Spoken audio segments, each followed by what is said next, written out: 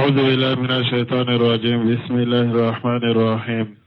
كتاب الرياض الصالحين. باب فضل العلم تعلما وتعليما لله.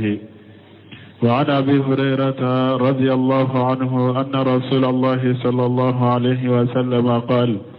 من سلك طريقا يلتمس فيه علما سهل الله له طريقا إلى الجنة. رواه مسلم. وعنه أيضا رضي الله عنه أن رسول الله صلى الله عليه وسلم قال: من دعا إلى هدى كان له من الأجر مثل الأجور من تبعه لا ينقص ذلك من أجورهم شيئا. رواه مسلم. بسم الله الرحمن الرحيم، والصلاة والسلام على نبينا محمد وعلى آله وأصحابه وسلم تسليما كثيرا. سبحانك لا علم لنا إلا ما علمتنا إنك أنت العليم الحكيم. أستغفر الله الذي لا إله إلا هو الحي القيوم وأتوب إليه. اللهم انفعنا بما علمتنا وعلمنا ما ينفعنا وزدنا علما. diye tarata suye hijriya bakele ani kemenani ani binani ani wolonfula shaharu safaru minye hijra sankalo fulana bisuye otani seginay miladi nasaraw ka jate ba fulani mugani duru sankalo segina bisuye otani fulana ambe dawda bu masjid rajab ambo kono درس الحافظ النووي رحمه الله وكتاب رياض الصالحين بوندا منا كو فسمنتا مننا كدوني ني على كما اني كدوني دي على كما فسمنتا مننا ولا امبو بوندا دلا بي حديثا منون كلانانكا وان ابي هريره رضي الله عنه أن رسول الله صلى الله عليه وسلم قال: كارثمنا بهريرة ملكة جكبواما وألك تشيد ألك ترونا كسباك كو ومن سلك الطريق يلتمس فيه علما سهل الله له طريق إلى الجنة. رواه مسلم. وتشيدن كوني مؤمن دون نشر الله نيبي دوني نيني وشرا كنو كو على بسرا نغيائي كتار جنما. ني حديث مسلم يابو. وانه أيضا رضي الله عنه أن رسول الله صلى الله عليه وسلم قال: كارثة من أبي هريرة ما تغني alaka je kabwama ko alaka chira alaka taruna kishibaka ko manda ila huda kana lahu min al-ajr مثل أجور من تبعه لا ينقص ذلك من أجورهم شيئا. وشيرين كوني مغميني وللك كتاكندما من دا إلى الهدى كان له من الأجر مثل أجور من تبعه. كوني مغميني مغم ولي كتاكندما مغمونون تغرى كندا شراينكو وبي براجي سورو ونيغنا على بوكي kasoro few ten na gasulu ka baraji made ulum min tugura kanda inko u ka baraji dafalen be du uma ala bo nyona ta kadi e fanama ni hadisa muslimu yabo asrahu nusiminu ka asrahu la ko hajihi al ahadisu salasatu fi bayani fadli al ilmi wa asarihi al hamidati ale ko ni hadisa saba min fulani nye ko hadisa nunun nana ka doni fasamantiya da yira ani doni no tanune min bala. annabi hurairah radiyallahu anhu anna an-nabiy sallallahu alaihi wasallam qala wa man salaka tariqa yaltamisu fihi ilma sahala Allah bihi tariqa ila al-jannati. suluku tariqi يشمل طريق الحسية الذي تقرأه الأقدام كدو شرا لك دوني نيني نسمين بافك تلا يروم فلا أكو كدو شرا لك دوني نيني أباتا شرا ميني شرا مي ني أبيه كنكا ويدي شيئون بشرا من غوشي شيئون بتاما شرا منكا مثل أن يأتي الإنسان من بيته إلى مكان العلم سواء كان مكان العلم مسجدا أو مدرسة أو كلية أو غير ذلك ومثال مونye sira min ni seun be tamaka ni donna wala o misale munye ni mo min bora e ka sokono kana doni nyini yoro la o doni nyini yoro akera misiri de esa ube madrasa do ube kulliya do ona oni onyogonaw ni tara ula kuita tara dori nyini ni nye tariqul hishiya ومن ذلك أيضا الرحلة في طلب العلم أبولا تغني كتاما يره كولي كتاما يره دوني نيني كما أن يرتحل الإنسان من بلده إلى بلد آخر يلتمس العلم هذا ما ده كبوي كدغولا كتا دغورلا وبو كبوي كجمانا لا كتا جمانا ورلا كتا دوني نيني فهاجا سلك الطريقة يلتمس فيه علما ننتقل مغدونا شرا لا شرا مي نابي دوني نيني على وغد رحل جابر بن عبد الله الأنصاري صاحب رسول الله صلى الله عليه وسلم في حديث واحد مسيرة سهر كامل جابر بن عبد الله كيدن كشيبا adalla katama kalo kelen tama ayake hadisa kelen kama kalo kelen dafalen tama ayake hadisa kelen kama ala rawahili ala ibili kirigeuka nyameka fana nyogomeka sara min baladihi ila baladin masiratan saharin min ajli hadith wahid rawahu abdullah ibn unais an nabi sallallahu alaihi wasallam abora ka dola nyame kirige ka sigi kirige ka yele nyame ka kalo kelen tamake hadisa kelen nofe ciden ka hadisa min minana abdullah ibn unais ma ka minan nabi muhammad alaka taruna kisbaka hadisa imbe ahmadu kono donc ni nye tariqul hishiya sirami ni abeye tariqul hishiya ni nye ka wuli ka sokono kata misiri la kata doni nyini ka wuli ka sokono kata madrasa la kata doni nyini ka wuli ka sola kata jamia la kulliya kata doni nyini uluna nyogono ka bo dugula kata dugula ka bo jamana la kata jamana la ka doni nyini obedo hadisa kono ni mo min don na sirala koybe doni nyini nay komi ni sira min fule ni nyini be baado aw ala be sira nogoye kata arjanna tele أما الثاني فلنا فهو الطريق المعنوي والشراء يد مانا شراء يبقى الطريق المعنوي وهو أن يلتمس العلم من أفواه العلماء ومن بطون الكتب الطريق المعنوي يجمع كدوني كانيني دوني كبغا ودالا ka doni nyini doni ke bagaw dala kamina doni ke bagaw la ube ka doni nyini kitabu kono falladhi yurajilu kutuba lil usul ala hukmi masailati shar'iyyati mu'min ni abe kitabu muraja puru akata bila dina masaila na sharia masalai do puru akata bilo ka ko nyanyini wa in kana jalisa la kurushihi hari na ya sura atigi sigilembe akasigilanka akasejeka wa innahu qad salaka tariqa yaltamisu fihi ilma nintigila modo nasrala na be doni ni sira minyo ba fo ninde ma tariqul manawiyu akera sa isigira doni kama de do koro ibake ka doni minala adala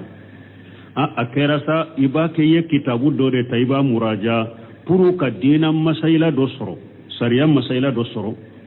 e fana don nasirala ni be doni nyini ni sira minye walau kana jalisan harna ya sur isigilendo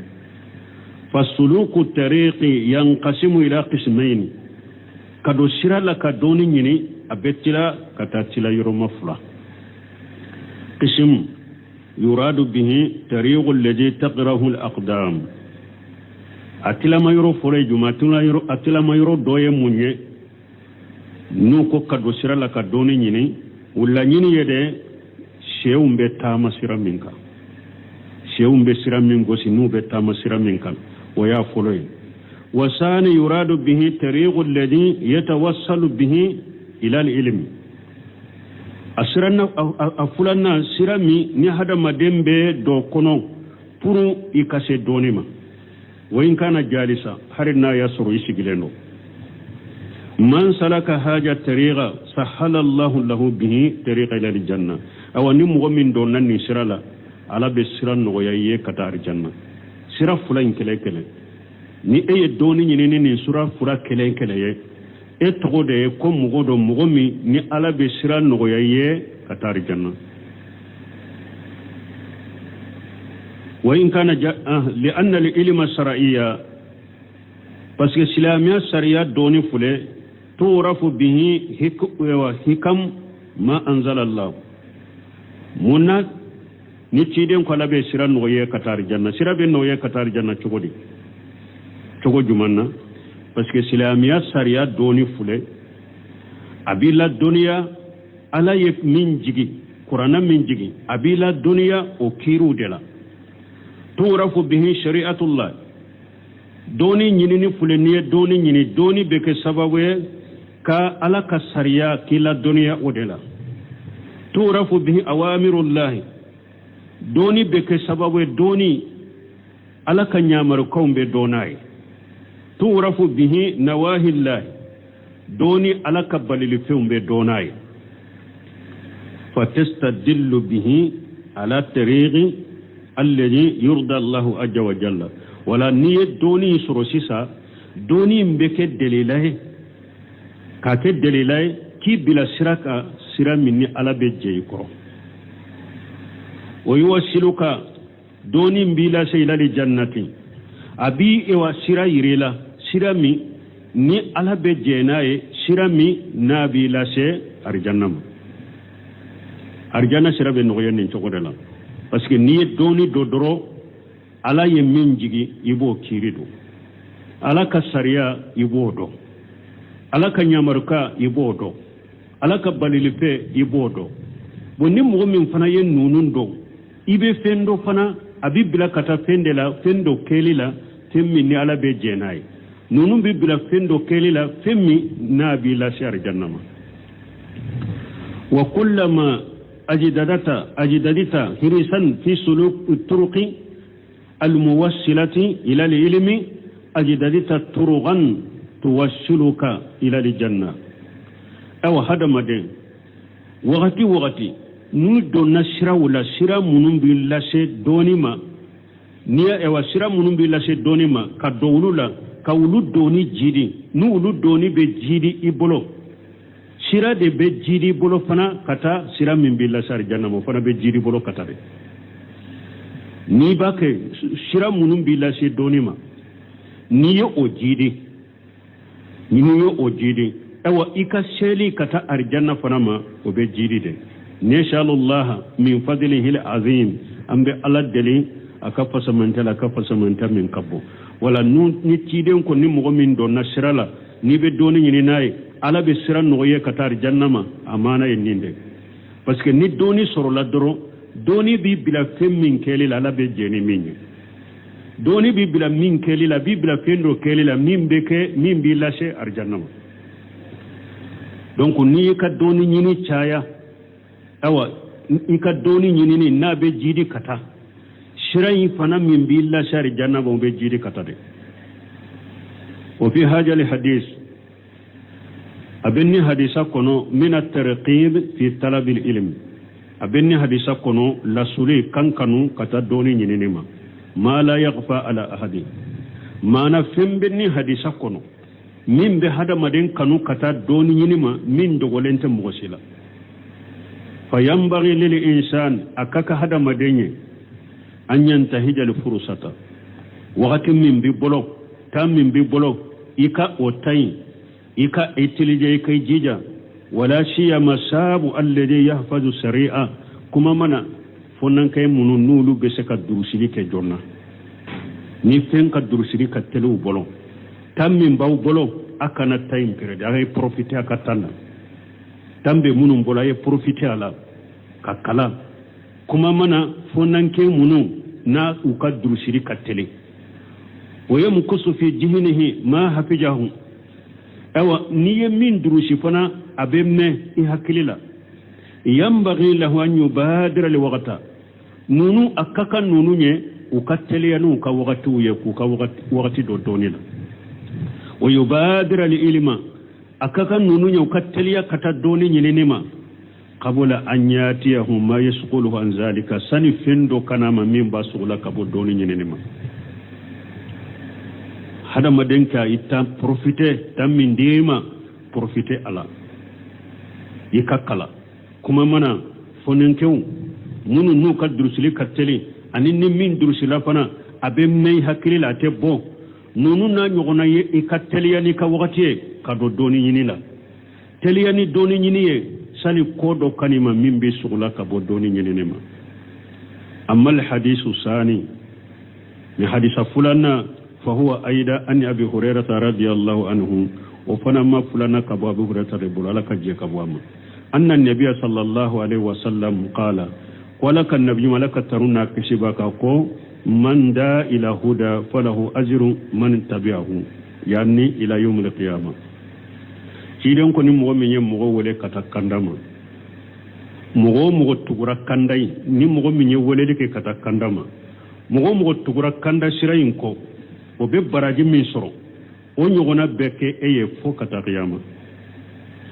manda ila al-huda ya anni allama an-nasa la nyine munye mugo lakala fa inna daya ila al-huda huwa alladhi yu'allim an-nasa wala likala kata kandama o yem mugo de mugo min be mugo lakala o yubayyinu lahum al-haqqa abeti yabange mugo wiye ويرشدهم إليه أبو كندا كتاتشيا إما فهاجا لهم مثل أجر من فعله ننتقل لمغو أبي مغو ولي كتا كندا منا كتشيا من بانجي كبلا كتاتشيا مما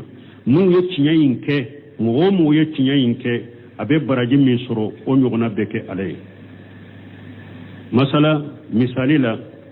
دلالة إنسان على أنه ينبغي له أن يوتر ni eye mogodo kanda kabila sirai ko karasa akaka ikato ka wotiri salli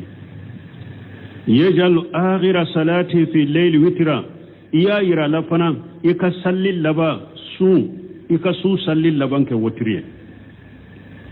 kama amara annabi sallallahu alaihi wasallam ko min ci danye nyamara like no yo cikomi qala ci den ko yajalu akhira salatikum fi layl witra kidon ko ya kasu fenna filal labanke wotriye wa hasasita lal wotri wa raqabata fihi niye mughallasu kata wotri sallima iya lakanu wotri sallila fa awtara ahadu minan nas bina ala kalamika o mugodo ye wotri ke ika kuma in koso ika kuma lasuli min fulene kanuni min fulene o kuma in koso mugodo kera wotri salli baga ye wotri salli wala tawjihika ika bila siralin koso mugodo ewa ye wotri salli falaka mislu ajrihi atigi kasara nyuguna be fa in alima bidhalika akharu minka aw man alladhi allamtahu anta aw nimugo wereyo o doy bolo tuguni ube eye mugo mi la doniya o fana tara mugo were la doniya wala donc lu be baraji ke kata falaka mislu ajrin akasara nyuguna biye wa in sal ila yawm al-qiyamah har nin nunun donna nyuguna fo kata qiyamah eye min kala wotri na ya salli abe baraji min soro nyogona be ale fana ya fo minye o ye wotirin ke abe baraji min soro fana be bara nyogona be ale fana ya fo minye ale fana ya fo min fo kata qiyama mogo be barake o ye nyogo nyamara yani e ka bara ni e ka kuma kande kera sababu yake kata ka nyogo nyamara ne kata a baraji be shima fo kata qiyama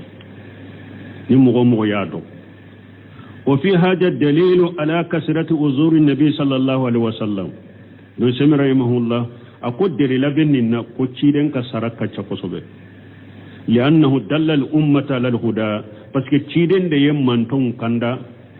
على ده يمانتون إن بلا كتا كندما فكل من عمل من هذه الأمة بهديه فللنبي صلى الله عليه وسلم أجره من غير ينقص min ujurihim shay'un awa nimman tola nimmo mo ye barake ni kandai ebe kanda sira barake utigu be sara soro anyona be cidenya kasoro foiten na kasulu kasarala fali ajru tamu li fa'il wa da'i eminye awa kandayinke ani eminye mo wole kata kandama e kasara dafalen be dima mais on ñogona de be taka di ci dem fanama wa idha tabayyana anna an-nabiy sallallahu alaihi wasallam lahu ajru ma amilatahu ummatahu na bangaranye ko ci de na kam man to nye baranyuma ke o kasaran ñogona be di ci dem tabayyana bi zalika qatan man yuhda sawab al-ibadati lirrasul sallallahu alaihi wasallam ninni donna mo ko kataw be banganye mogo munun be baraji baraw doke baranyumo doke kudu bo u baraji di cidema ule kattige ka kataw be banganye nu be bataw doke kudu bo o bataw ku yanga ne o bataw o baraji kase cidema nanyen ni ndo bangiranyo o tigu ka kataw be banganye yani masala badun nas istahada wasara yusalli rak'atayn ويقول اللهم أجل ثوابها لرسول الله صلى الله عليه وسلم نسمين كو مثالي لكم غودو آيا أيرجيجا كي الله بنا بمونك أبي أركام فلا صلي أبا فونتك الله نين أركام فلا من صلي وكا براجل لسي سيدما ويقرأ القرآن ويقول اللهم أجل ثوابه لرسول الله صلى الله عليه وسلم أبي قرآن كلا aba fontiga ala nyinka qur'ana kalam min kennye asarake cidenye haja qalatu ni nyen nyakambile de nintiga la mo ni nyen nyakambini qatawdi aburu wa awwal ma ahdatha haja fil qarni rabi al hijri mughfulu min nyen nin damina nin ko sugu damina akera hijriya sanke menani nadila yani bara 300 sanati min mauti rasuli cidem fatulen kofe ni sanke me sabay o kofe cidem fatulen sanke me saba kofe de nin ko sugu donna dina la min ni bidia ke ayado dina kono astahsana badul ulama doni ke bawo do yanye annahu yafalu haja ko abenninke qala anna kama uhdiya li abi ana كما أهدي لأبي وأمي صدقة أو صلاة أو ذكر أهديه لرسول الله صلى الله عليه وسلم نقول حاجة قطو من دونك باك استهادوا يمونفو أكو كمي مبارا نيومانك puru kasara dim mfama chogomi mbe bara nyumanke puru saraka dim bama chogomi mbe sarakati bon ewa mbaye chogomi mbe sarakati bon faye chogomi wala ciden fana nka ewa bara nyuma doke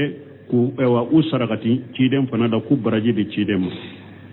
nka sallu doke nka sarakati ewa sallu doke nka jikiru doke nku saradi ciden aka istihadu ye ninde bila akoro amba fa ko amba fo nintige ni nyakatawe fa naqulu amba fo safahu fi tasawwur ika keppe chogo fendo mbaliya don ika koyin ke chogo yere fendo mbaliya e folo wa dalalu fi dini fili fanado dinala kayfa zalika obeke chogodi ye fendo mbaliya ka ke chogo yala chogodi ani ye fili bante ka dinala chogodi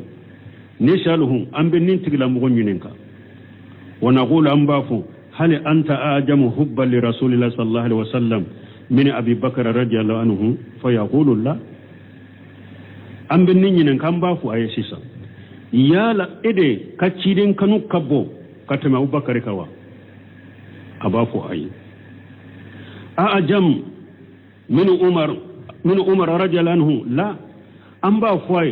yala e kacciden kanu kabbo kateme umaru kaba la ay amba foye a jamu mun usman radiyallahu anhu la amba foye kacciden kanu kabbo kateme usman kawa ay a jamu min ali radiyallahu anhu la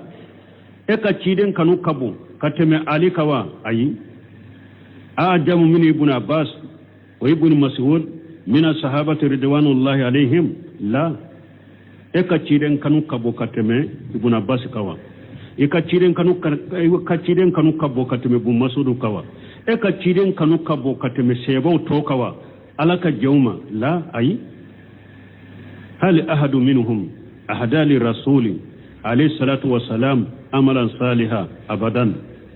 yala nunun do inde laka baranyuma ke kasara ka baraji di cide mawa abadan umake abubakar maddali ka baranyuma ke ko ale baranyuma in baraji de cidema umaru maddali kake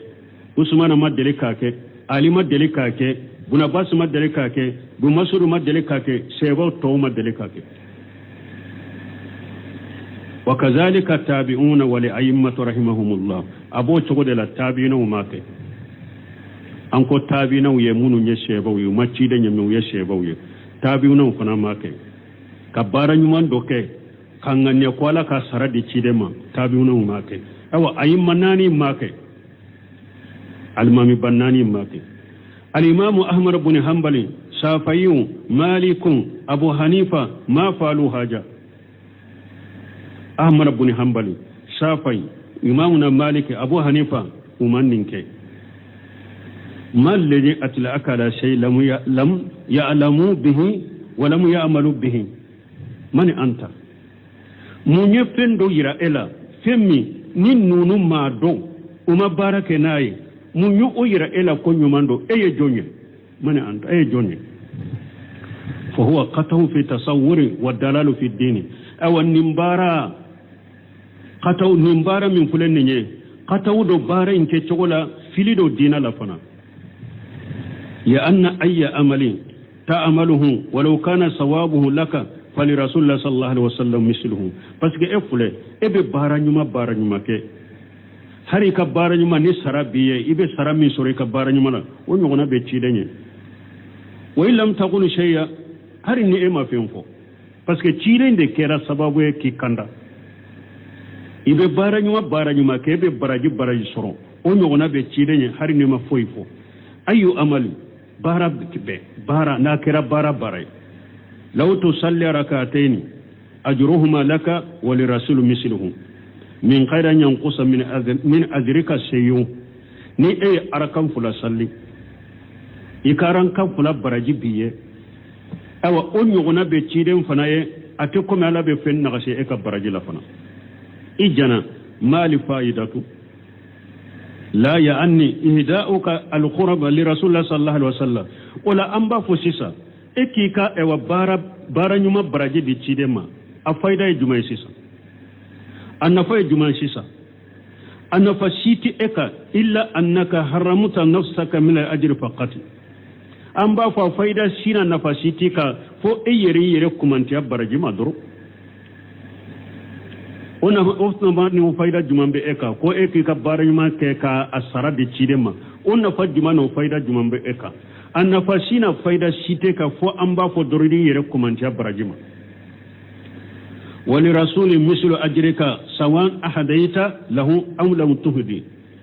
ebe baranyuma mununke ka baranyuma ebe saramin soro onyogona be cidenye eya adamao ema damao eya sarade cidema ema sarade cidema onyogona be cidenye kaba لأنه يقول صلى الله عليه وسلم بس كتير أقوالك ترونا تشبك من دا إلى الهدى فله أجر من تبعه لا ينقص ذلك من أجورهم شيئا فلا حاجة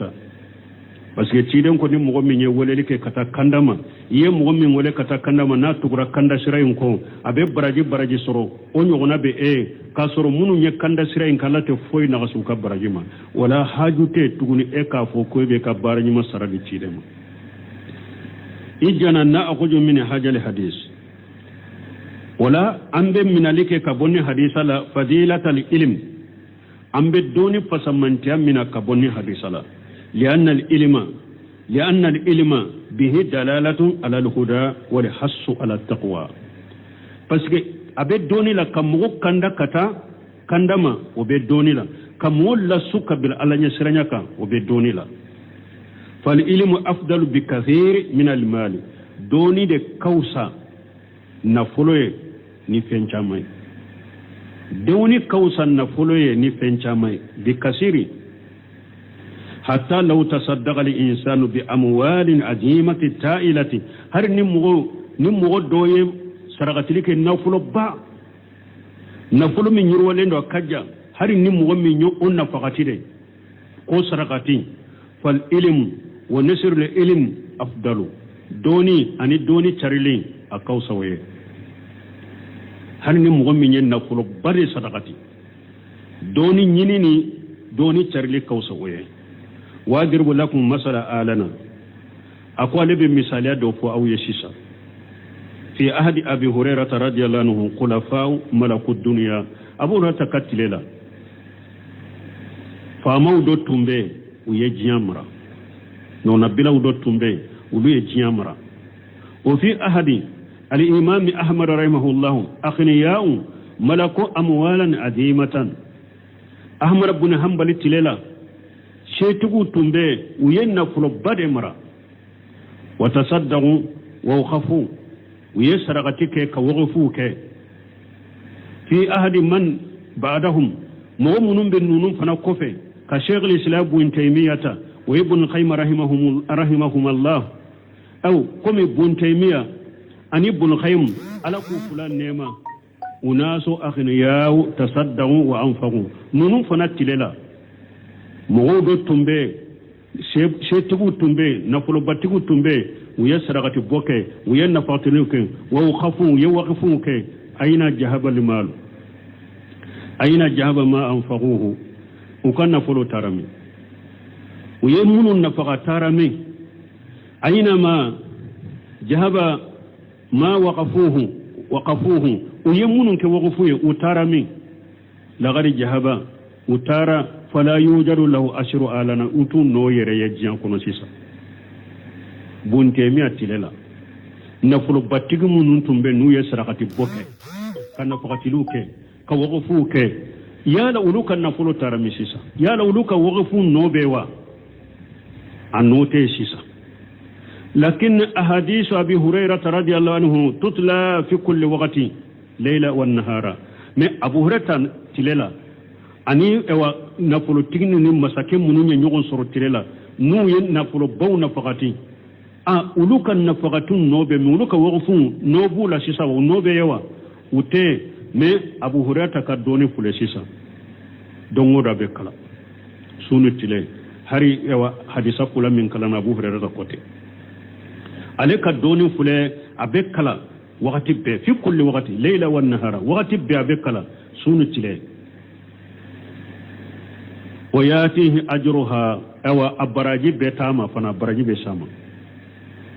سوني تلي وقتي بيت أورا تكدوني بكلا مي أبراجي بيساما فنا علي أئمة أيدا إلمهم وفقهم منصور بين الأمة أو أبو تقول الأئمة نونو إمامنا مالك نونو أحمد بن حنبل نونو إمامنا الشافعي نونو أو أبو حنيفة نونو ولوفنا كدوني نو كفامو abake kacari manton cela yatihum ujuruhum aw kasara binuma ukadoni no kafamu min bake kacari manton cela ukasara betum ukasara besuma wa hakaja shaykhul islam ibn taymiya wa ibn qayyim wa ghayruhum min al ulama abo chogo kelena ibn taymiya ani ibn qayyim ani nunun tanaw doni ke bagawla matu ufatura lakin jikruhum hayyu ne ukakosuma anyana malendo hayyun baqi minyu uka ko sumangi anyana malendo atolendo yuallimuna an-nasa wa hum fi quburihim nunum bake kamogo lakala kutu ka kaburu kono sallallahu alaihi wasallam bun temia ibnu khaymu anin nunu na nyona doni ke bawo o bake kamogo kala kutu ka kaburu kono bali amba fo bake kamogo la tobe ka ke sababu e kamogo la tobe ka do dina kono kutu ka kaburu kono ba misali ya fulafo Muhammadu Amana Jami abafu ako uluka karamogo Muhammadu Khalilu Harras akala namisi aka jami'a indela ale de al-aqidati al-wasatiyya ayasrahu Muhammadu Khalilu Harras ayasrahu aqidati al-wasatiyya akala namisi ra jami'at al-azhar indela fokasi duguturuya degrema atumba ka duguturuya paselim minke kan ka dogotoriya paselim minke igijame minke dilalim minke do ko ama ko komi ale fana ye mantiga de kala ni falasifa uko e ka doni ni ka barashe minye cedo be buntemia ale ma foyi ko mantiga ni falasifa te aye araduke mantiga tigu kan ni falasifa ka ya la e fana tika dogotoriya pase ka araduka kawa parce que falasifa juguba de do o yasir Muhammad Khalil Harras ale fana ka juguba ale buntemia juguba de do tellement que buntemia ye falasifa ni mantiqa ko kara dukuka akwa tigima akoya haklina min fo ako akanya ako mbote be araduka kan be dogodria paseli ke kara duke buntemia ka akwa kuma sira ka buntemia ka kitabu faranyogonka abu kala puru kara duka ka kalo saba ɲɔgɔnna a y'o muraja kalo saba ɲɔgɔnna a ko ja ne yɛrɛ tun ma silamɛya dɔn ni sisan tɛ minɛ silamɛya yɛrɛ hakika tiɲɛ mun ye ne tun m'o dɔn yɛrɛ ni buntɛmɛ ka kitabu ninnu sababu tɛ balimaw k'i ka kalan damina kana fɛnw na magistériw ni fɛnw na ka tɛmɛ fo dɔgɔtɔrɔya ja e tɛ silamɛya yɛrɛ kalama a ko ale tɛ silamɛya yɛrɛ hakika kalama ja ni buntɛmɛ ka kitabu in tɛ aye dogotoriya kay munye ko aqidatu buntemiya as-salafiyya aqidatu buntemiya salafiyya aya ka dogotoriya kitabu kenende aqidatu buntemiya salafiyya aye aka dogotoriya paseni ninde atubira kabo ewa atumbe falasifa ni mantiqni la shara minka abora bela ka ke ahli sunna wal jamaa mani haji salafu salih atubirani buntemi aka kitabu de Mamuramana Jami ko ako mogo man nin fo de ayire de yen nin fo ulu ye kalasi kono parce que Allah bana kata Saudiya jami'a do tumbe atembe mogo la kalai ako ayire de daye nin fo ulu ye kalasi kono Muhammad Khalil Harras ayat dina haqiqa ni sunna do ni buntemi aka kitabu de ala ya demi ala ya kanda afulana hamidul faqih الحامل الفقيه ale fana kala na jami'a li azhari de la yaro al azhari bunteme ka kitabun bulghaim ka kitabu te kala ale fana kalam banne de abole misra beta ka dugula ko nana kungo kono na de la de bugu dado ajiginaye ko abel lafiya ayece mi soro bugu dai nano senekela do rabe bugu dai nano buntebe ka kitabun bulghaim ka kitabu babulo karamu sigira yoromi bulghaim ka kitabu do dalen tumbe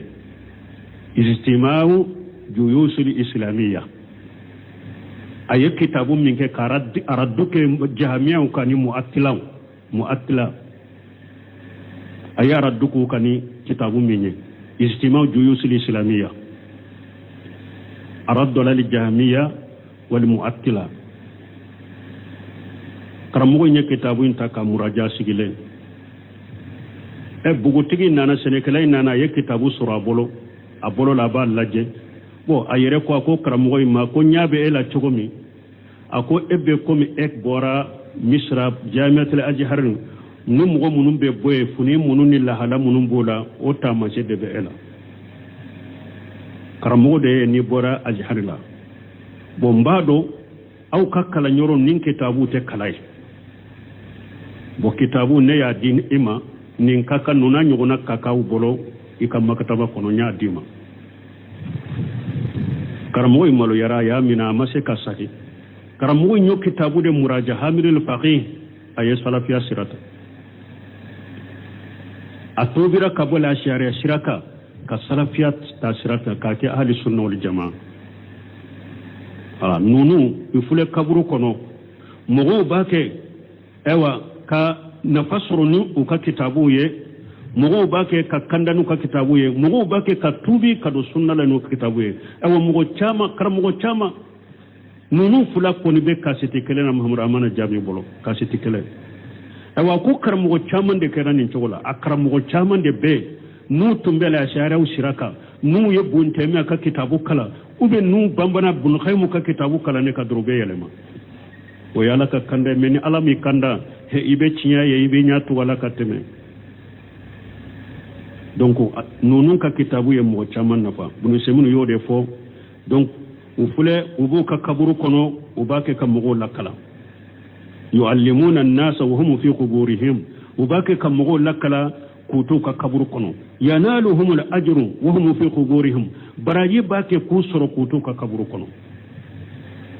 وهذا يدل على أن العلم أفضل بكثير من المال وأنفع للإنسان نمبايرنا قدوني دي كوسا كسبه كتمن فلوكا دوني دي بهذا مدن نفا كتمن فلوكا وسيأتي إن شاء الله تعالى في حديث أبي هريرة رضي الله عنه الذي ذكره المؤلف أقول على سنة أبنا أبو هريرة كحديثة كنو أبو هريرة كحديثة بن مؤلف يريافو وبنا نيفه إذا مات ابن آدم انقطع عمله إلا من ثلاث صدقة جارية أو علم ينتفع به أو ولد صالح يدعو له كما بين النهر سكا كن نهر سبنا نيفه والله الموفق وعنه قال قال رسول الله صلى الله عليه وسلم إذا مات ابن آدم انقطع عمله إلا من ثلاث صدقة جارية أو علم ينتفع به أو ولد صالح يدعو له رواه مسلم وعنه قال سمعت رسول الله صلى الله عليه وسلم يقول الدنيا ملعونة ملعون ما فيها إلا ذكر الله تعالى وما والاه وعالما أو متعلما رواه الترمذي وقال حديث حسن قوله وما والاه أي طاعة الله وعن أنس رضي الله عنه قال قال رسول الله صلى الله عليه وسلم من خرج في طلب العلم فهو في سبيل الله حتى يرجع رواه الترمذي وقال حديث حسن وعن أبي سعيد الخدري رضي الله عنه عن رسول الله صلى الله عليه وسلم قال لن يشبع مؤمن من خير حتى يكون منتهاه الجنة رواه الترمذي وقال حديث حسن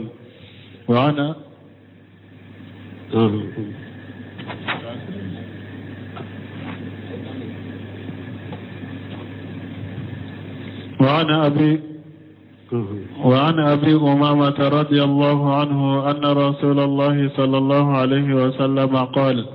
فضل العالم على العابد كفضلي على أدناكم ثم قال رسول الله صلى الله عليه وسلم إن الله وملائكته وأهل السماوات والأرض حتى النملة في حجرها وحتى الحوت ليصلون على معلم الناس الخير رواه الترمذي وقال حديث حسن وأنه حديث من أبي هريرة قال قال رسول الله صلى الله عليه وسلم ولا كتشيدن ولا كتنونا كشباكا إذا مات ابن آدم كوني هذا مدين فاتورا إن قطع عمله إلا من ثلاث يكبر بيت تجرجيا كنو بارا سينا فتسيما توني فبارا سبا صدقة جارية صدقة من نان نفا بولي كفر كم يم سيري جو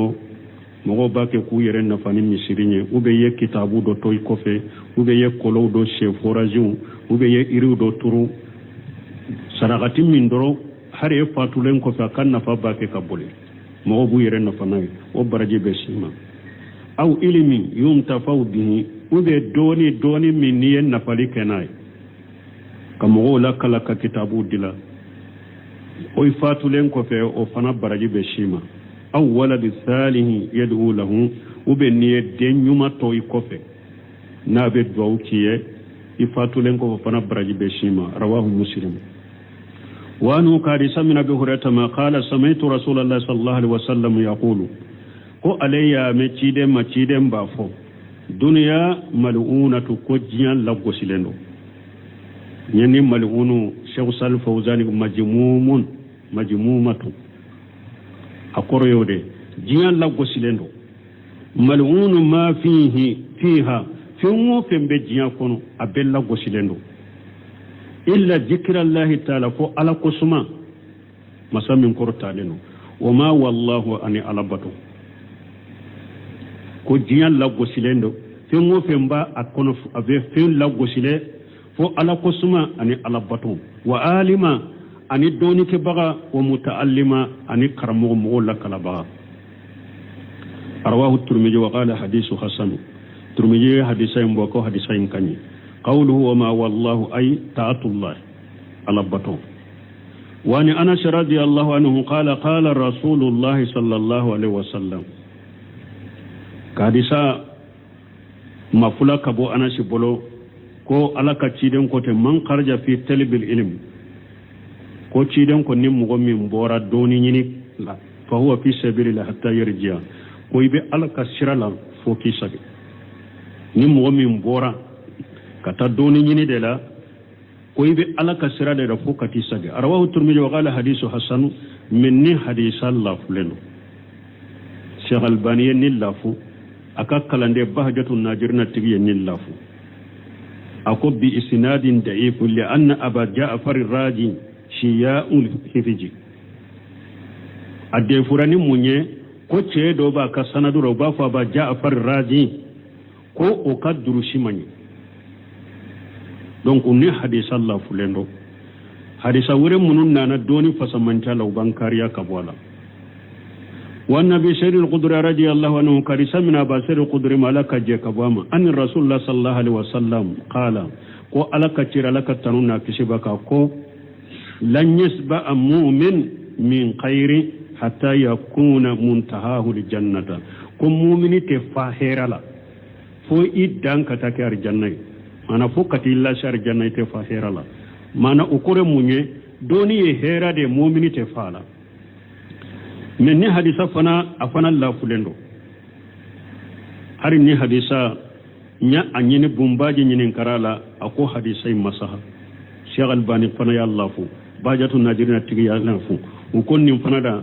bi isnadin da'if li anna riwayatin darajan an abi haysam da'ifatu ko daraja